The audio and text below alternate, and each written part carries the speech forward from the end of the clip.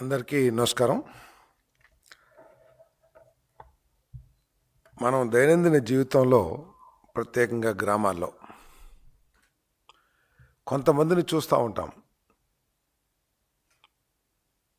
ఒకళ్ళు తెల్ల బట్టలు వేసుకుని సెంటు కొట్టుకుని కారులో వెళ్ళి ఎవరినైనా అప్పు అడిగితే ఒక కప్పు కాఫీ ఇచ్చి, అరే రే లేవు బాబు, నా దగ్గర ఇంకా పంటలు డబ్బు రాలేదు అని చెప్పి ఏదో ఒకటి చెప్పి పంపించేస్తారు. వెంటనే ఒక సామాన్యుడు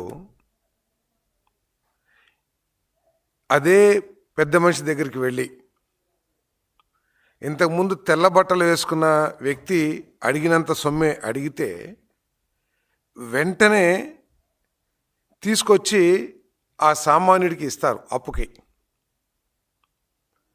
అంటే ఏంటంటే, తెల్ల బట్టలు వేసుకొని గొప్పోడిలాగా కనిపిస్తానికి ప్రయత్నం చేసేవాడు ఏంటో, సామాన్య జీవితం గడుపుతూ ఉండే ఒక మంచి వ్యక్తి యొక్క పరిస్థితి ఏమిటో ప్రజలందరికీ కూడా అర్థమవుతుంది. వైఎస్ఆర్ కాంగ్రెస్ పార్టీ ఆర్థిక పరిస్థితికి, తెలుగుదేశం పార్టీ ఆర్థిక పరిస్థితికి, ఈ పార్టీల ప్రభుత్వాల విశ్వసనీయతకి అంత తేడా ఉందని చెప్పేసి నేను మనవి చేస్తా ఉన్నాను ప్రజలందరికీ కూడా. ఈరోజు అసెంబ్లీ సమావేశాలను ఎగ్గొట్టి రాజ్యాంగపరంగా ఒక రాజకీయ పక్షానికి ఉన్న అవకాశాలన్నింటినీ కూడా గాలికి వదిలేసి, తమకు ఓట్లు వేసిన లక్షలాది మంది ప్రజల సమస్యల్ని గాలికి వదిలేసి, 4 గోడల మధ్య నా పేపర్ నా టీవీ అని చెప్పేసి వైఎస్ఆర్ కాంగ్రెస్ పార్టీ ఈ ప్రభుత్వం మీద బురద జల్లటానికి ప్రయత్నం చేస్తుందని చెప్పేసి మనం చేస్తా ఉన్నాను. కూటమి పార్టీల నాయకత్వాల మీద, ప్రత్యేకంగా చంద్రబాబు నాయుడు గారి నాయకత్వం మీద గొప్ప నమ్మకంతో, విశ్వాసంతో 164 సీట్లు ఆంధ్రప్రదేశ్ ప్రజలు అప్పచెప్తే, వారసత్వంగా వైఎస్ఆర్ కాంగ్రెస్ పార్టీ నుంచి దాదాపు 9,74,000 కోట్ల అప్పు కూడా కూటమి ప్రభుత్వం మీద, ప్రత్యేకంగా చంద్రబాబు నాయుడు గారి భుజస్కంధాల మీద పడిందని చెప్పేసి మనం చేస్తా ఉన్నాను నేను. అటువంటి పరిస్థితుల నుంచి రాష్ట్రాన్ని గట్టెక్కించి కోల్పోయిన విశ్వసనీయతని తిరిగి సాధించడానికి ప్రయత్నం చేస్తూ ఉంటే, వైఎస్ఆర్ కాంగ్రెస్ పార్టీ మాత్రం బాధ్యతారహితంగా కూటమి ప్రభుత్వం ఏదో అప్పులు చేసేసింది, కాగులో ఏదో చెప్పిందని చెప్పేసి చెప్తా ఉన్నారు. ఇష్టారాజ్యంగా అప్పులు చేయటమే కాకుండా 5 సంవత్సరాల్లో బురదల్లే కార్యక్రమాన్ని కూడా అంతే బాధ్యతతో, అప్పులు ఎంత బాధ్యత అయితే చేశారో బురదలటం కూడా అంతే బాధ్యతతో వైఎస్ఆర్ కాంగ్రెస్ పార్టీ చేస్తుందని చెప్పేసి మనం చేస్తాం. కాగ్ నివేదిక ప్రకారం 2024-25లో మన రాష్ట్రం 81,071 కోట్లు అప్పు తీసుకుందని చెప్పేసి కాగ్ నివేదిక తెలియజేస్తూ ఉంది. వెంటనే ఏమీ ఆలోచించుకోకండి, ఎందుకంటే బాధ్యతగా ప్రవర్తిస్తాం, బాధ్యతగా మాట్లాడతాం, బాధ్యతగా పనిచేయటం తెలియని వైఎస్ఆర్ కాంగ్రెస్ పార్టీ ఇదిగో కూటమి ప్రభుత్వం 87,000 కోట్లు అప్పు చేసిందని చెప్పేసి బురద జల్లటానికి, ప్రచారం చేయడానికి ప్రయత్నం చేస్తారని చెప్పేసి మనం చేస్తాను. బహుశా మర్చిపోయారేమో, కూటమి ప్రభుత్వం అధికారంలోకి వచ్చింది జూలై 2024 అనే విషయాన్ని గుర్తుంచుకోవాలి. అంతకుముందు 3 నెలలు ఏప్రిల్, మే, జూన్ మాసాల్లో చేసిన అప్పులు కూడా కాగ్ రిపోర్ట్లో కలిపి చెప్పిన విషయాన్ని వారు గుర్తించాలని చెప్పేసి మనం చేస్తాను. 3 నెలల కాలంలో వారు చేసిన అప్పు 27,025 కోట్ల రూపాయలు. కూటమి ప్రభుత్వం చేసిందంటే 3 నెలల్లో 27,205 కోట్లు చేస్తే, 9 నెలల్లో కూటమి ప్రభుత్వం చేసింది 53,000 కోట్లు అనే విషయాన్ని గుర్తించాల్సింది. 53,866 కోట్లు అని చెప్పేసి గుర్తించాలని చెప్పేసి మనం చేస్తాను. అంటే 3 నెలల్లో 33% మొత్తం అప్పుల్లో 33% 3 నెలల్లో చేస్తే 9 నెలల్లో కూటమి ప్రభుత్వం చేసింది 67% అని చెప్పేసి ఆలోచించాలని చెప్పేసి కూడా నేను మనవి చేస్తాను. ఏప్రిల్లో 11,497 కోట్లు, మే మాసంలో 15,708 కోట్లు గత ప్రభుత్వం అప్పు చేయటం జరిగిందని చెప్పేసి తెలియజేస్తాను. పోనీ ఈ అప్పులతో ఏమన్నా ఆస్తులు ఏమైనా సమకూర్చారంటే ఒక్క పైసా కూడా సమకూర్చలేదని చెప్పేసి మనం చేస్తాను. నేను ఒక్క పైసా విలువైన ఆస్తిని కూడా ఈ రాష్ట్రానికి అందించలేదు వైఎస్ఆర్ కాంగ్రెస్ ప్రభుత్వం మే నెలలో ఏప్రిల్ నెలలో చేసిన 27,000 కోట్ల ద్వారా అని చెప్పేసి కూడా ఈ సందర్భంగా తెలియజేస్తాను. అదే కూటమి ప్రభుత్వం 16,141 కోట్లు మూలధన వ్యయంపై, అంటే ప్రాజెక్టులకు కానీ రోడ్లకు కానీ లేకపోతే ఇంకా దేనికన్నా ఒక ఆస్తి, రాష్ట్రానికి ఆస్తి క్రియేట్ చేస్తానికి ఖర్చు పెట్టిందని చెప్పేసి కూడా నేను మనవి చేస్తామని. నేను తెలుగుదేశం ప్రభుత్వం అప్పులు తీసుకొచ్చినా కూడా దాన్ని ఏ విధంగా ఈ రాష్ట్ర అభివృద్ధికి ఖర్చు పెట్టాలి, భవిష్యత్తు తరాలకి ఎటువంటి ఆస్తుల్ని అప్పచెప్పాలి, లెగసీగా వారసత్వంగా కేవలం అప్పుల భారం పడేస్తాం కాకుండా భవిష్యత్తు తరాల మీద ఈ రాష్ట్రానికి ఆదాయాల్ని సమకూర్చే ఆస్తుల్ని సమకూర్చడం ఈ ప్రభుత్వం యొక్క, కూటమి ప్రభుత్వం యొక్క లక్ష్యం అని చెప్పేసి కూడా నేను ఈ సందర్భంగా నేను తెలియజేస్తామని. నేను మరి గత 5 సంవత్సరాల వైఎస్ఆర్ కాంగ్రెస్ పార్టీ పరిపాలనలో వారి బాధ్యతారహితమైన పరిపాలన కానివ్వండి, ఆర్థిక పరిపాలన కానివ్వండి, పూర్తిగా విశ్వసనీయత అడుగంటిపోయిందని చెప్పేసి మనం చేస్తాను. బ్యాంకులు నమ్మకం మానేసినాయి. అదేవిధంగా పెట్టుబడిదారులు అయితే అసలు ఈ రాష్ట్రం సైడ్ చూడటానికే భయపడిపోయారు. ఈ రాష్ట్రం నుంచి పెట్టుబడిదారులందరూ పారిపోయారు.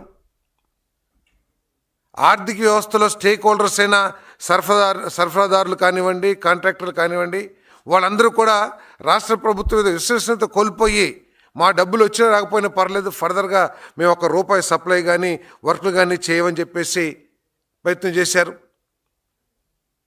అటువంటి పరిస్థితుల నుంచి అప్పులు తట్టని నెత్తి మీదకి ఎత్తుకున్న చంద్రబాబు నాయుడు గారు ప్రజలు ఎంతో విశ్వాసంతో ఇచ్చిన మ్యాండేట్ని బాధ్యతగా తీసుకుని ముందు ఈ రాష్ట్ర విశ్వసనీయతని పెంపొందించడానికి, రాష్ట్ర ఆర్థిక పరిస్థితిని గాడిని పెట్టడానికి ప్రయత్నం చేశారని చెప్పేసి నేను ఈ సందర్భంగా నేను తెలియజేస్తా ఉన్నాను.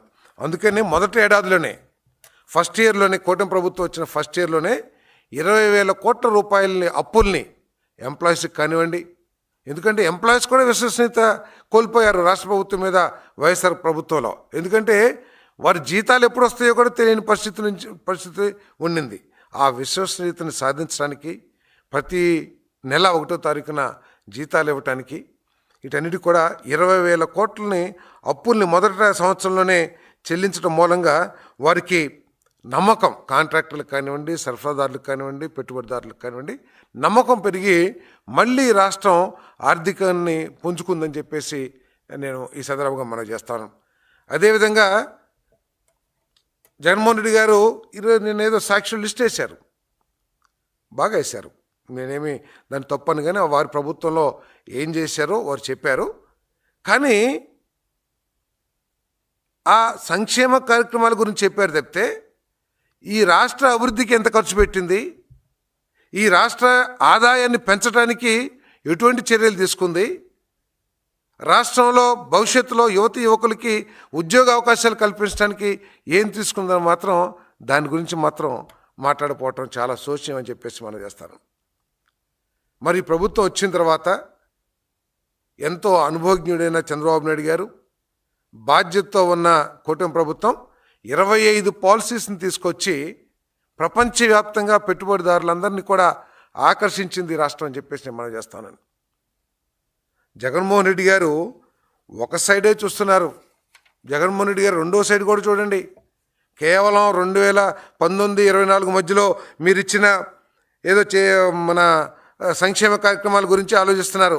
ఉదాహరణకి ఒక 2-3 చెప్తాను. కూటమి ప్రభుత్వంలో ఏం చేసింది మీకు 2019-24కి 24-29కి తేడా ఏంటో ఒక్కసారి గమనించమని చెప్పేసి చెప్తా ఉన్నాను. అమ్మఒడి వారు చెప్పినట్లే సాక్షి పత్రికలో వచ్చిందే 26,067 కోట్ల అమ్మఒడి. సేమ్ స్కీమ్ తల్లికి వందనం కేవలం మీ ప్రభుత్వంలోకి వచ్చి 20 నెలలు మాత్రమే అయ్యింది. 10,090 కోట్ల రూపాయలు, ఇంకా 3 సంవత్సరాలు మిగిలింది. 3 సంవత్సరాలు ఇంకో 30,000 కోట్లు జమ కాబోతున్నాయి ఈ పిల్లలందరికీ కూడా. అంటే మీరు 26,067 కోట్లు ఇస్తే మేము దాదాపు 35 నుంచి 40 కోట్ల రూపాయలు తల్లికి వందనం ద్వారా పిల్లల చదువుకి మేము ఖర్చు పెట్టబోతున్నాం అనే విషయాన్ని మీరు గుర్తించమని చెప్పేసి మనం చేస్తాను. వైఎస్ఆర్ పెన్షన్ గురించి చెప్తున్నారు. 58,509 కోట్ల 40 లక్షల రూపాయలు వైఎస్ఆర్ పెన్షన్. జగన్మోహన్ రెడ్డి గారు మేము వచ్చిన 20 నెలల్లోనే 58,654 కోట్ల పెన్షన్ ఇచ్చాం. ఇంకా 3 సంవత్సరాలు ఉంది. 3 సంవత్సరాల 4 నెలలు ఉంది. ఇంకా ఈ కేవలం 20 మాసాల్లోనే 58,654 కోట్లు ఇచ్చాం. మీరు 5 సంవత్సరాల్లో 58,509 కోట్లు ఇస్తే ఎక్కడైనా కంపారిజన్ ఉందా జగన్మోహన్ రెడ్డి గారు? మీరు రైతు భరోసా అంటున్నారు, 14,430 కోట్లు ఇచ్చారు మొత్తం 5 సంవత్సరాల్లో. మేము ఒక్క సంవత్సరంలోనే ఇప్పటిదాకా 6,310 కోట్లు ఇచ్చాం. ఇంకా 3 సంవత్సరాలు ఉంది. మీరు ఎక్కడ కూడా ఏదో మీరు గొప్పగా చేశారని చెప్పేసి మీరు, మీ పార్టీ నాయకులు, కార్యకర్తలు తెగ చెప్తా ఉన్నారు. రెండు ఫిగర్స్, ఏ ఊరైనా, ఏ వార్డు అయినా, మున్సిపాలిటీలో ఏ వార్డు అయినా సరే, ఏ సెక్రటరీ పరిధి అయినా సరే, మీకంటే 40-50% అధికంగా ఆ గ్రామ పంచాయతీలోని ప్రజలకు కానివ్వండి, ఆ వార్డులోని ప్రజలకు కానీ మా ప్రభుత్వం ఇచ్చిందో లేదో లెక్కలతో సహా చూపిస్తామని చెప్పేసి మనం చేస్తాను. ఇంకా అభివృద్ధి తీసుకుంటే రోడ్లు కానివ్వండి, మీ ప్రభుత్వం మూలంగా, మీ చేతకానితనం మూలంగా కేంద్ర ప్రభుత్వం నుంచి ప్రజల జీవనానికి జీవన ప్రమాణాలు మెరుగుపరిచే కార్యక్రమాలు, జల్ జీవన్ కానివ్వండి, అమృత్ కానివ్వండి, మీ చేతకానితనం మూలంగా, మీరు డబ్బులు సమకూర్చడం మూలంగా లక్షల కోట్ల రూపాయలు నష్టపోయారని చెప్పేసి నేను ఈ సందర్భంగా తెలియజేస్తా ఉన్నాను. అంతేకాదు జగన్మోహన్ రెడ్డి గారు, మీరు సంక్షేమ కార్యక్రమాలు చేశారంటున్నారు. మేము కాదని అనడానికి నేను ప్రయత్నం చేయను. కానీ మీరు ఒక లక్ష్యం లేని, ఎండ్ రిజల్ట్ లేని సంక్షేమ కార్యక్రమాలు చేశారని చెప్పేసి నేను బలంగా చెప్పగలని చెప్పేసి మీకు మనం చేస్తాను. మీరు చెప్పారు అమ్మఒడి ఇచ్చామని చెప్పేసి 26,000 కోట్లు, 26,000 కోట్లు ఇచ్చారు. దాదాపు 40 లక్షలు, 44 లక్షల మందికి ఇచ్చారు. అదేవిధంగా విద్యాదీవెన ఇచ్చారు కొన్ని లక్షల మందికి. నేను అడుగుతా ఉన్నాను, ఈ పిల్లలు చదువు పూర్తి చేసిన తర్వాత ఈ రాష్ట్రంలో నాకు తెలిసి సంవత్సరానికి కొన్ని లక్షల మంది విద్యార్థులు ఇంజనీరింగ్ కానివ్వండి, గ్రాడ్యుయేట్ కానివ్వండి, పాలిటెక్నిక్ కానివ్వండి, డాక్టర్ కానివ్వండి, ఇవన్నీ చదువుకుని బయటకు వస్తున్నారు. ఇన్ని లక్షల మంది యువకుల భవిష్యత్తు ఏంటో ఒక్కరోజైనా ఆలోచించారా జగన్మోహన్ రెడ్డి గారని చెప్పేసి నేను ప్రశ్నిస్తా ఉన్నాను. ప్రభుత్వ రంగంలో ఉద్యోగాల సంఖ్య ఎంత, మన రాష్ట్రంలో నుంచి పాస్ అవుట్ అవుతున్న విద్యార్థుల సంఖ్య ఎంత అంటే తప్పనిసరిగా ప్రైవేట్ రంగంలో ఉపాధి అవకాశాలు, ఉద్యోగ అవకాశాలని కల్పించాల్సిన బాధ్యత ప్రభుత్వాలదనే విషయాన్ని ఏ రోజైనా ఆలోచించారా జగన్మోహన్ రెడ్డి గారు అని నేను ప్రశ్నిస్తా ఉన్నా. నేను ఈరోజు తల్లికి వందనం కానివ్వండి, ఫీజు రింబర్స్మెంట్ కానివ్వండి, లేకపోతే విద్యా వసతి కానివ్వండి, భోజనం, డొక్కా సీతమ్మ భోజనం కానివ్వండి, వీటన్నిటి ద్వారా పిల్లల్ని చదివించి రాష్ట్ర ముఖ్యమంత్రి గారు కానివ్వండి, రాష్ట్ర ఉప ముఖ్యమంత్రి గారు కానివ్వండి, రాష్ట్ర హ్యూమన్ రిసోర్సెస్ మినిస్టర్ కానివ్వండి, తాతాలాడుతుంది 20 లక్షల ఉద్యోగాలు కల్పించాలి. మన రాష్ట్రంలో ప్రజల సొమ్ముని ఖర్చు పెట్టి లక్షల మంది చదివించి వారికి గాలికి వదిలేయటం కాదు, వారిని చదివించడమే కాకుండా చదువు పూర్తి చేసిన తర్వాత ఇండస్ట్రీకి కానివ్వండి, సాఫ్ట్వేర్కి కానివ్వండి, ఐటీకి కానివ్వండి, కావాల్సిన నైపుణ్యాలు నేర్పించి వాళ్ళకి ఉద్యోగ అవకాశాలు కల్పిస్తానికి ప్రయత్నం చేస్తుంది. అది మీ సంక్షేమ కార్యక్రమాల్లో చంద్రబాబు నాయుడు గారి నాయకత్వంలో కూటమి ప్రభుత్వం చేస్తున్న సంక్షేమ కార్యక్రమాలకి తేడా అనే విషయాన్ని గమనించాలి ప్రజలందరూ కూడా నేను మనవి చేస్తా ఉన్నాను. తల్లిదండ్రులు అందరూ కూడా ఆలోచించాలి. ఎవరైతే వైసీపీ టైంలో బాగా ఇచ్చారని చెప్పేసి వైసీపీ కార్యకర్తలు డబ్బా కొడుతున్నారో, లక్షల మంది పిల్లలు చదువుకున్న తర్వాత అమ్మఒడితో కానీ, విద్యాదీవెనతో కానీ వారి భవిష్యత్తు ఏంటని చెప్పేసి వైఎస్ఆర్ కాంగ్రెస్ ప్రభుత్వం ఆలోచించిందా? ఒక్క పెట్టుబడిన తీసుకొచ్చి ఈ రాష్ట్రాన్ని అభివృద్ధి చేస్తానికి ప్రయత్నం చేస్తారని చెప్పేసి ఆలోచిస్తున్నాను. ఈరోజు తల్లికి వందనం కానీ, లేకపోతే ఇంకా రకరకాల కార్యక్రమాలతో చదువుకునే పిల్లలకి ఉద్యోగాలు కల్పించాలని బాధ్యతతో చంద్రబాబు నాయుడు గారు, అదేవిధంగా మా లోకేష్ గారు, పవన్ కళ్యాణ్ గారు కూడా గట్టిగా బలంగా కృషి చేస్తారని చెప్పేసి మనం చేస్తామని నేను. అందుకనే దాదాపు ఇప్పటికే మీరు ఎప్పుడైనా సరే మీకు అనుమానం ఉంటే, మళ్ళీ మీకు పత్రిక ఉంది, ఛానల్ ఉంది కాబట్టి ఎవరో ఒకరిని కూర్చోబెట్టి నన్ను బూతులు తిట్టేస్తామో లేకపోతే ఎద్దేవా చేస్తామో చేస్తారు, నేను కాదనట్లా. వారు కనుక కావాలంటే మేము ఎక్కడైతే 8.5 లక్షల కోట్ల పెట్టుబడి అంటున్నామో ఆ పెట్టుబడికి సంబంధించిన పనులు కానివ్వండి, దానికి సంబంధించిన అనుమతుల కోసం కేంద్ర ప్రభుత్వంలో కానీ రాష్ట్ర ప్రభుత్వంలో కానీ జరుగుతున్న పనులను కానివ్వండి, గ్రౌండ్ రియాలిటీస్ మిమ్మల్ని తీసుకెళ్ళి చూపిస్తానికి కూడా మేము సిద్ధమని చెప్పేసి కూడా నేను ఈ సందర్భంగా మనం చేస్తా ఉన్నాను. ఈ పెట్టుబడుల ద్వారా ఏదైతే కంక్లూడ్ అయిపోయినాయో ఆ పెట్టుబడుల ద్వారా 6.5 లక్షల మందికి ఉద్యోగ అవకాశాలు వచ్చే పరిస్థితులు ఉన్నాయని చెప్పేసి కూడా నేను మనం చేస్తాను. మీరు అధికారులు ఉన్నప్పుడు బ్యాంకుల నుంచి అప్పు చేయటమే కాదు, ప్రజల సొమ్ముని, ఎంప్లాయీస్ సొమ్ముని, పంచాయతీల సొమ్ముని మీ ఇష్టం వచ్చినట్టు డైవర్ట్ చేసేసి ఏ విధంగా ఖర్చు పెట్టారో ఒకసారి ఆలోచించేస్తే సర్పంచులందరూ కూడా ఆలోచించాలి. వైఎస్ఆర్ కాంగ్రెస్ పార్టీ సర్పంచులు ప్రత్యేకంగా నేను కోరుకుంటున్నాను. మీరు 3 సంవత్సరాలు అనుకుంటున్నా, నాకు తెలిసి వైసీపీ ప్రభుత్వంలో వైసీపీ సర్పంచులకు ఎన్నికైంది. 3 సంవత్సరాల్లో మీ పంచాయతీల్లో కనీసం ₹1 అయినా సరే, అంటే ₹1 అంటే మళ్ళీ ఇదే మాట్లాడి రేపు ఎవరో పేరు నాని లాంటి మేధావులు, వికట కవులు మాట్లాడతారు, అది కాదు నేను అనేది. ఏ విధంగా మీ నిధుల్ని డైవర్ట్ చేశారు, మీ సంబంధం లేకోకుండా అకౌంట్ నుంచి ఏ విధంగా తరలించేశారు ఒకసారి ఆలోచించమని చెప్పేసి మనం చేస్తాను.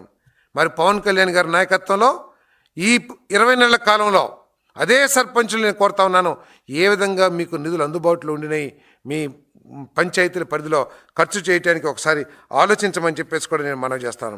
ఈరోజు 9.5 లక్షల కోట్లు అంటే ఏదో చెప్తారు, లేదు 4 లక్షల కోట్లు మాత్రమే అప్పు ఉండింది మాది, వైసీపీ మన కూటమి ప్రభుత్వం అబద్ధాలు చెప్తుందని చెప్పేసి ప్రజల్ని మభ్య పెడతానికి ఒకటే పాలసీ. 5 సంవత్సరాలు ఈ రాష్ట్రాన్ని విధ్వంసం చేశారు. ఈ 5 సంవత్సరాలు అధికారానికి దూరం అయిపోయి అబద్ధాలను ప్రచారం చేయటానికి, ప్రజల్ని మభ్యపెట్టడానికి, ప్రజల దృష్టిని మరల్చడానికి ప్రయత్నం చేస్తున్నారు. నేను చెప్తా ఉన్నాను, ఆంధ్రప్రదేశ్ ప్రభుత్వ అప్పు 2019-24 మధ్యలో 4,38,278 కోట్లు అని చెప్పేసి మనం చేస్తాను. అదేవిధంగా కార్పొరేషన్ డెప్ట్లు 2,48,000 కోట్లు అని చెప్పేసి మనం చేస్తాను. అవుట్ స్టాండింగ్ డ్యూస్ కాంట్రాక్టర్లు కానీ, వెండర్స్కి కానీ, సరఫరాదారులకు కానీ 1,13,000 కోట్లు అని చెప్పేసి మనం చేస్తాను. ఆఖరికి ఎంప్లాయీస్కి కూడా దాదాపు 22,000 కోట్ల రూపాయలు అని చెప్పేసి మనం చేస్తాను. ఇటువంటివన్నీ కూడా సివిల్ సప్లైస్, రైతులకు కూడా ఎగ్గొట్టేశారు. రైతు అనేవాడు సంవత్సరం మొత్తం కష్టపడితే కనీసం ఎకరానికి ఒక 10,000 రూపాయలు కూడా లాభం రాదు. అటువంటి రైతు దగ్గర ధాన్యం కొని ఎంత బాధ్యతారహితంగా ఆ ప్రభుత్వం పనిచేస్తుందంటే, అంటే కాంట్రాక్టర్ కొన్ని కోట్లు టర్న్ ఓవర్ చేస్తాడు, లేదా కొన్ని లక్షలు టర్న్ ఓవర్ చేస్తాడు, బ్యాంకుల అప్పులో ఏదో ఆర్థికంగా వారికి యాక్సెస్ ఉంటుంది. కానీ రైతు అనేవాడు, ఎకరం రైతు ఒక 35 బస్తాలు పండితే ఒక 56,000 ధాన్యం అమ్మితే వచ్చే డబ్బుల్లో దాదాపు 40,000-45,000 రూపాయలు ఎరువులకు కానీ, కూలీలకు కానీ, ట్రాక్టర్లకు కానీ, పురుగు మందులకు కానీ వాడతారనే విషయం తెలియని జగన్మోహన్ రెడ్డి గారు బాధ్యతారహితంగా రైతులకి అప్పు పెట్టేలేడు 1,600 కోట్ల రూపాయలు అని చెప్పేసి మనం చేస్తామని నేను. 21 రోజుల్లో మేము డబ్బు ఇస్తాము, ప్రతి గింజ కొంటామని చెప్పిన జగన్మోహన్ రెడ్డి గారు 6 నెలల వరకు కూడా రైతులకి డబ్బులు చెల్లించలేదంటే ఎటువంటి పరిపాలన ఆ రోజు జరిగిందో ఒకసారి ఆలోచించేయమని చెప్పేసి కూడా నేను ఈ సందర్భంగా తెలియజేస్తామని నేను. మరి ఈ ప్రభుత్వం 9,74,00,000 కోట్లని వారసత్వంగా వచ్చిన అప్పులు నెత్తి మీద వేసుకుంటమే కాకుండా జగన్మోహన్ రెడ్డి గారు చేసిన అప్పులకి, వడ్డీలకి 71,881 కోట్లని ప్రతి సంవత్సరం కూడా చెల్లించాలి. వారు చేసిన అప్పులు అసల్ని, అదేవిధంగా అప్పుల మీద వడ్డీని కలిపితే 71,881 కోట్ల రూపాయలని చెల్లించాలని చెప్పేసి మనం చేస్తామని నేను.